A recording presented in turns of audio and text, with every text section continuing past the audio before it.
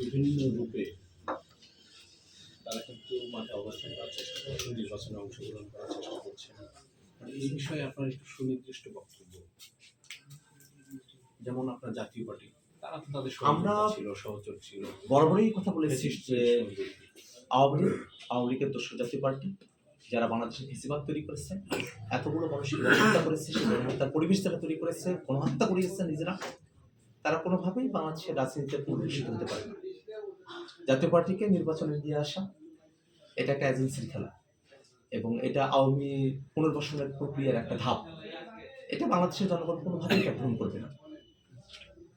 কার্যত জাতীয় পার্টি তাদের রাজনৈতিক আবেদন শূন্য হয়ে গেছে। বাংলাদেশের মানুষেরা তাদেরকে প্রত্যাখ্যান করেছে।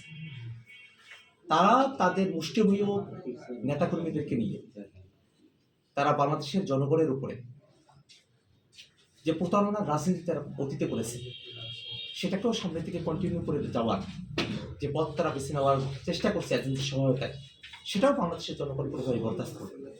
অবশ্যই আমরা নির্বাচন কমিশন এবং সরকারের কাছে এই দাবি রাখি যে কোনোভাবেই যারা আওয়ামী লীগের দোষক, যারা ফেসিবাদের দোষক, তাদেরকে এই নির্বাচনে অংশগ্রহণ করার সুযোগ দেওয়া যাবে না।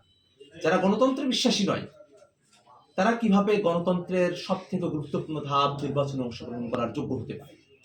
তারা তো গণতন্ত্রে বিশ্বাসী হলে পড়ে, তারা তো অতীতে বাংলাদেশের গণতন্ত্রকে হত্যা করার জন্য যা কিছু করা হয়েছে এটার সঙ্গে তারা হতে পারতো না।